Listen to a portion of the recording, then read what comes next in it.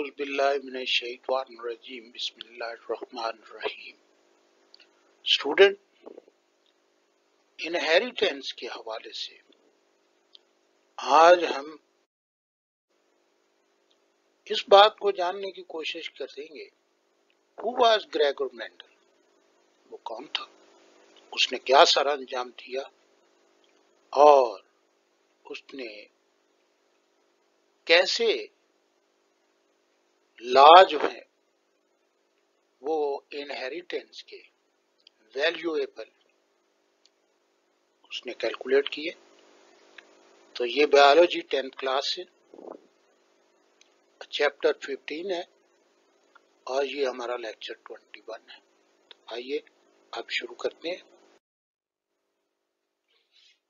कुछ टर्म को समझना सबसे पहले तो जरूरी होगा। जीनोटाइप क्या होती है? Specific combination of genes in an individual. तो एक फर्द के अंदर तमाम जीन्स का एक कॉम्बिनेशन, स्पेसिफिक कॉम्बिनेशन मौजूद है और इसको हम जीनोटाइप कहते हैं। होमोजाइगस जीनोटाइप, होमोजाइगस और हेट्रोजाइगस जीनोटाइप, ये दो अक़साम है जो जीनोटाइप की हम कह सकते हैं। लेकिन इसमें हम एक खास बात जो है वो ऊपर जीनोटाइप में जीन्स, कॉम्बिनेशन ऑफ जीन्स है इन एन इंडिविजुअल, तमाम जीन्स की बात की जा रही है। लेकिन यहाँ पर genotype, a genotype in which the gene pair contain two identical alleles, जिसके अंदर दो एक जैसे alleles मौजूद, एक जीन पेयर के, तो यहाँ उसे हम जीनोटाइप होमोजाइगस कहेंगे। हेट्रोजाइगस वो जीनोटाइप है जिसमें genotype in which the gene pair, तो जो जीन पेयर है जाहिर है कि वो दो एलेल से कंटेन टू डिफरेंट एलेल और उसमें डिफरेंट। इस मिसाल को देखिए, एग्जाम्पल, ये हमने एक करैक्टर लिया है, ट्रेट लिया है albinism. Albinism normal body pigment is absent, और इसके अंदर नॉर्मल बॉडी पिगमेंट जो है वो मौजूद नहीं होता। Controlled by alleles pair A and A small. Now the possible combination of these two alleles are 3. ये तीन है जी, A small a और small a दो। ये आप देख लें कि तीन कॉम्बिनेशंस 2 alleles की। इसमें ये कैपिटल A डबल और स्मॉल केस में, लो केस में ये ए आर होमोजाइगस जीनोटाइप, इनको हम होमोजाइगस, दोनों एलील जो हैं वो एक जैसे हैं, इसमें भी और इसमें भी। ये है जी कैपिटल ए है और उसके साथ लोअर केस है ए, तो ये हेट्रोजाइगस जीनोटाइप है। तो ये है तरीकेकार लिखने का, एक्सप्रेस करने का, रिप्रेजेंट करने का, ये तरीकेकार है और इस तरीके से हम किसी ट्रेट को जाहिर करते हैं और अल्फाबेट से इनको जाहिर किया जाता है। तो अब देखिए, इनमें जो ट्रेट्स आते हैं, जब एलेल्स को देखा जाए एक जीन के अंदर, तो डोमिनेंट एलेल्स भी होते हैं। हेट्रोजाइगस जीनोटाइप कंडीशन जो होती है वो हालत जो हेट्रोजाइगस होगी, वन एलेल मास्क यानी उसको छुपा देता है, एंड आर प्रिवेंट या फिर उसको रोक देता है the expression of the other और दूसरे के इजहार को रोक देता है। दूसरा एलेल जो है वो रिसेसिव कहलाता है। The allele which is not express, जो जाहिर ही नहीं होता, कॉल्ड रिसेसिव एलेल्स। तो ये डेफिनेशन इसी तरह ही पूछी जाती हैं। तो आइए representation of dominant and recessive को कैसे हम करेंगे, तो इसकी मिसाल हम लेते हैं। Dominant gene is represented by the capital letter and recessive with the lower case. अब यहाँ पर ये जो कैपिटल लेटर है, डोमिनेंट नॉर्मल बॉडी पिगमेंट होता है, ये अल्बाइनिज्म है। और तो लोअर केस ए इज, अब ये रिसेसिव, अब नो बॉडी पिगमेंट है इसके अंदर, पिगमेंट नहीं होता जी। तो ये था, मतलब जाहिर करने के लिए, रिप्रेजेंट करने के लिए डोमिनेंट कौन सा एलील है और रिसेसिव कौन सा है। तो इजहार तो दोनों अलग अलग करती है। अब हम आते हैं फिनोटाइप की जानब। फिनोटाइप दरअसल है क्या?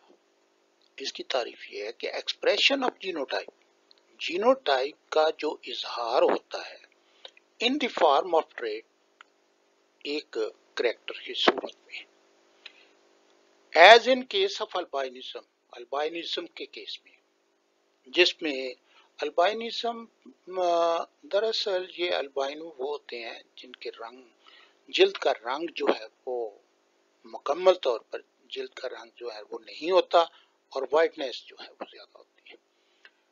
अब इसमें ये लिखा है double A capital, genotype is a normal body pigment, लेकिन ए और स्मॉल के से जीनोटाइप इज नॉर्मल बॉडी, ये भी नॉर्मल पर, लेकिन ये double small a genotype is albino, ये अल्बाइनो होता है।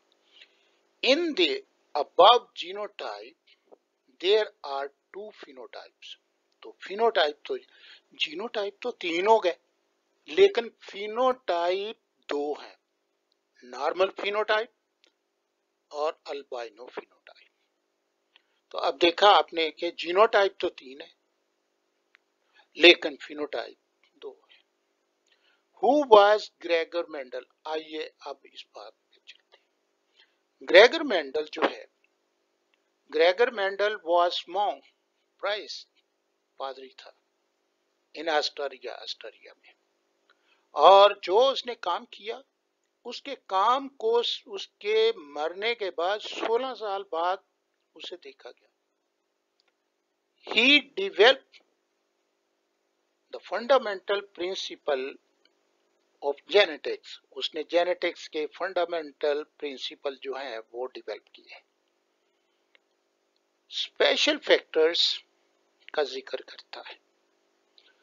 अब उन स्पेशल फैक्टर्स का जिक्र Mendel propose, there are special factors in organism, organism में स्पेशल फैक्टर है which controls the expression of a trait, जो एक ट्रेट को, एक करैक्टर को जाहिर करते हैं, and they transmit to next generation, और अगली जनरेशन में मुंतकिल होते हैं।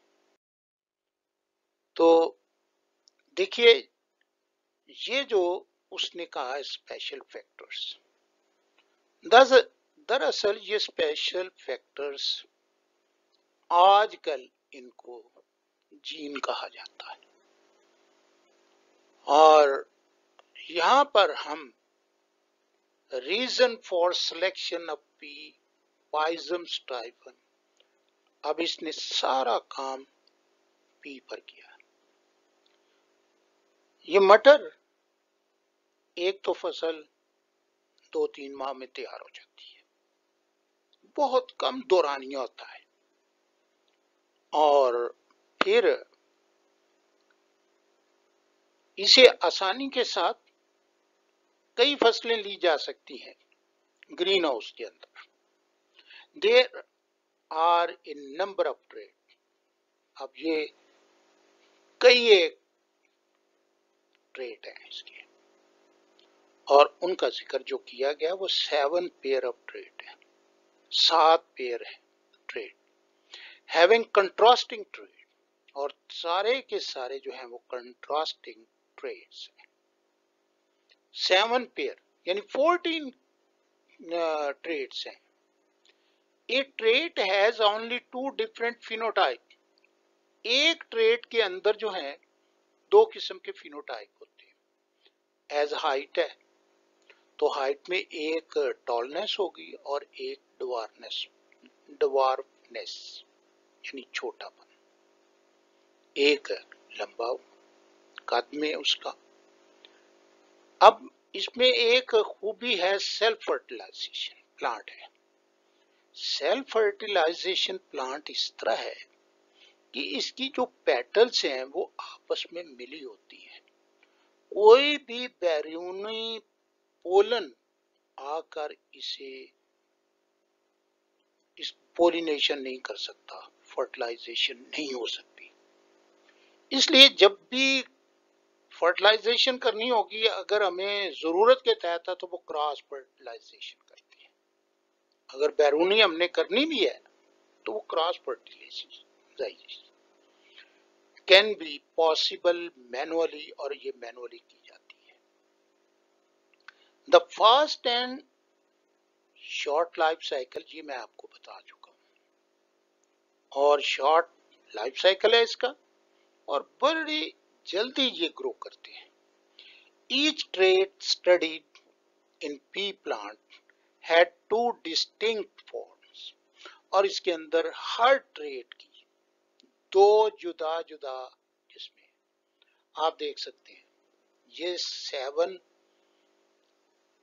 जो ट्रेड दिए गए उसमें हर एक का ये 7 है, एक पेयर है, दूसरा पेयर है, तीसरा है, चौथा, पांचवा, छठा और ये 7वां। ये 7 पेयर हैं, आप इनको बखूबी पढ़ सकते हैं। ये 7 जो हैं ये अलग-अलग अपने आप को इजहार करते हैं, और जिसकी वजह से हम इनकी हर एक की 14 के 14 की ट्रू ब्रीडिंग हासिल करते हैं। अब देखिए, Mendel selected the right organism, उसने बिल्कुल दुरुस्त ऑर्गेनिज्म को चुना, एंड बिकेम सक्सीडेड और कामयाब हुआ, and results are analyse on the principle of statistics, उसने स्टैटिस के असूलों पर रेशो वगैरह जो है वो बनाई, एनालाइज किया, उसने पूरा रिकॉर्ड रखा।